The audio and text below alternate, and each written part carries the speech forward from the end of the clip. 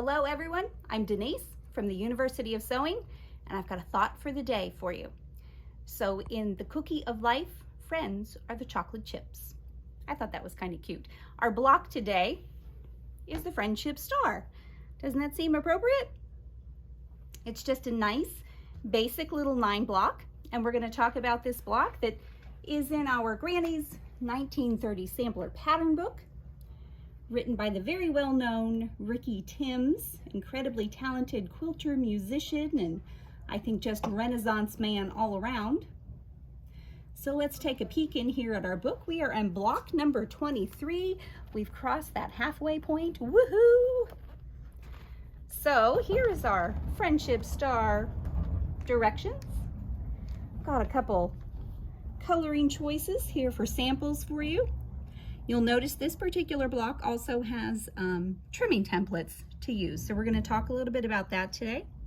This is really just some half square triangles put together into a nice little classic 9 patch, something that you've done lots and lots of times before. It's a great opportunity to work on perfecting those piecing, ironing, the whole technique of getting your block together beautifully. This is a really good one to practice on. So I have today, I've got 2 finished blocks for you. Got my practice block, and then we've got the other one. And usually I've got a practice one and then one that I finish for you. But this one was so easy to do and such a classic that I thought you guys could figure out the construction part fairly easily. So we're just going to do some tips and tricks on actually getting those half square triangles the way you want them. So what do you need today to make this block? Well, of course, your lovely fabric choices, a very useful machine. Today we're using the Bernina 790 Plus edition, which is a really fun one. It will do so many different things. It's really, really kind of cool. You're also going to need some marking tools. The friction markers are great for marking on your fabric. I like to use the ultra fine Sharpie pen to mark my template plastic. And you're going to need your pattern book, of course. And then, of course, my favorite, the diagonal seam tape. Now, I didn't bring any with me to put on the machine today. I kind of forgot. And I don't have one that's open, so I'm just going to show you this one. But really, if you have the diagonal seam tape, you can skip all of the marking on your half square triangles. Or you can do both, just to ensure, for those of you that like a little extra insurance in your blocks. So you're also going to need your template plastic. And you're going to notice that I've got mine taped. Let's move some things out of the way so maybe you can see. I've actually got it taped to the back of my square ruler. And it looks a little odd, but I think it's actually really useful. So I'm going to flip it over so you can kind of get an idea of what we've got going on back here. So my template plastic, here's template A, which of course it's backwards. Those letters are going to be backwards for you. And this is B. They're just simply taped with some Scotch tape onto my ruler. My poor husband keeps wondering where his tape dispenser is disappearing to, and I should probably just break down and get my own for my sewing room, but that's all right. It gives him something to scratch his head about, and that's not a bad thing. So when you're trimming the middle of your block, this is the only one that is a complete square. It's not an even size. You could certainly measure, but really, the template thing has kind of sold me. I think it's a little faster, and I think it's pretty accurate. So trim, get your template B, and trim your block. It's a little hard to trim with just the plastic, which is why it's taped to the back of my ruler. Pretty exacting every time. And then when we're doing the half square triangles, we're going to use the same thing on the other corner and line up with this line. So like I said, since we've got 2 finished blocks, we're just going to do the construction today of one of these half square triangles just to give you some good techniques. Maybe you're a pro in half square triangles. Maybe they give you a fit every time. But let's see if we can give you a little tips and pointers to make it a little easier. So I do have this one pinned. Pinning is up to you. We've got them, of course, right sides together. Just some scraps here to play with. And you'll notice my squares, they're 4 by 4, but they're going to be in here. So it is a little big. We are going to trim down, but that's okay. That helps us to get it exact.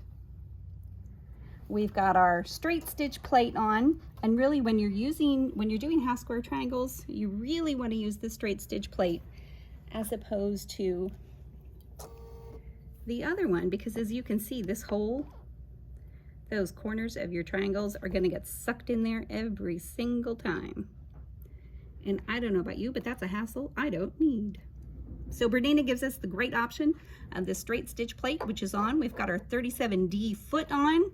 I'm going to remember to engage the dual feed. Let's put that foot up first and then engage the dual feed. It will fit so much better that way. Look at that. And then we can go ahead and stitch this together. We are using the quilting stitch here in the 790. So if Dave can maybe peek over here at the screen, we've got regular utility stitches here, and this little button that looks like a teeny tiny quilt is where we're going to go. And we're going to use 1326. Look, it's already highlighted. It knows I like that one. It's just a little smaller than a regular straight stitch, which is going to make our seam just a little tighter, a little more snug. So let's go ahead and stitch this off. Now, if we had our diagonal seam tape, we would line it up here, and really what we're going to do, we're not sewing on the line. We're sewing a 1/4 inch to either side of this drawn line. Let me get my foot controller here a little closer. And it's locking those stitches in place. And I'm going to stop here and just make sure everything looks pretty good. Sometimes things wiggle out of place as you're getting set up. But that's okay. That gives us a chance to readjust. And we're going to pull that pin out because we never, ever, ever, ever, ever sew over our pins. And that doesn't matter if you've got the top of the line machine or the one from the big box store that you got for a steal. Don't sew over your pins. Okay, now let's turn this guy around using my knee lift just to lift up that presser foot. And we're going to go right back down on the other side.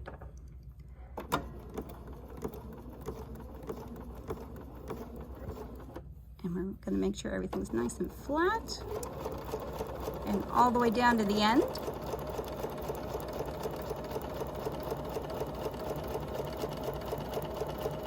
Pretty straightforward so far, don't you think? And then we can trim those threads. Alrighty, so this is what we've got. It may be a little hard to see that thread on that light fabric. I think maybe that helps a little bit. Let's go over to our cutting table and we're going to trim and then trim again. Remember to take our acrylic ruler with our template plastic already attached.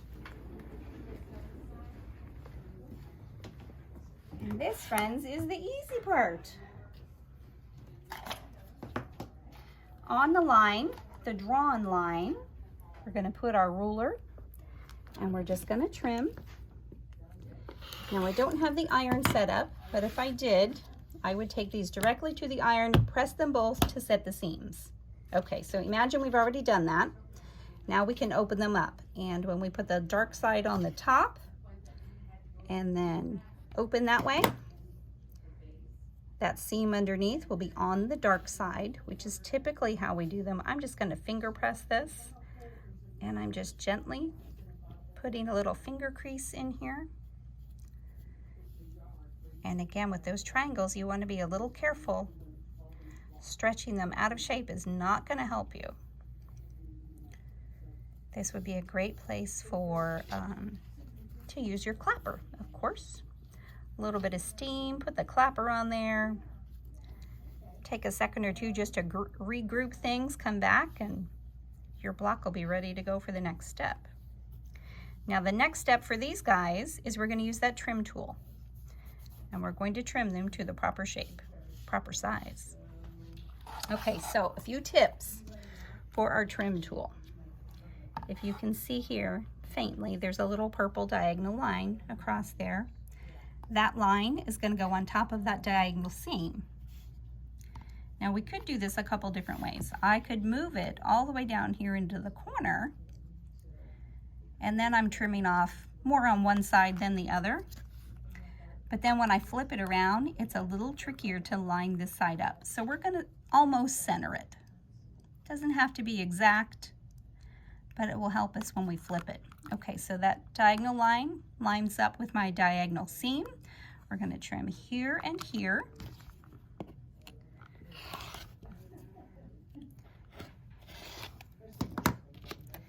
Get those guys out of the way. Now, we're gonna turn it 180 degrees, and we're gonna do it again.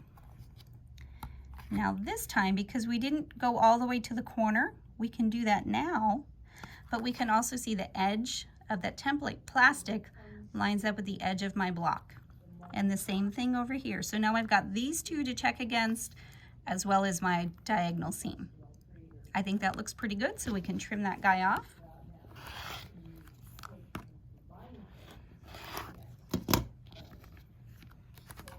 And there's our beautiful block that just needs a good pressing. And I don't know, for a scrap, I think it looks kind of cute, those little gold dots with this little pattern.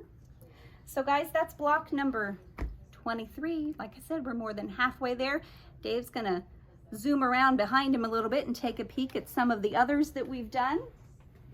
Again, this is the Granny's 1930 Sampler Pattern Book that we're going through. It is written by Ricky Timms. It's one of the many, many things that we have online in our shop. And that website, if you're curious, is universityofsewing.com. Of course, it's open 24 hours a day. We'd love to have you go in and poke around. If you're in the local area, we'd love to have you come in and poke around. That's fun too. So all the tips and tools and goodies and gadgets to do any of these blocks and so much more are available here or on the online shop. We hope you guys will check it out and come back next time as we do block number 4, which is another block number 24. It's another fun one. Thanks for joining us. Make sure you give us the thumbs up, subscribe, and share with your friends. We'll see you again. I'm Denise at the University of Sewing.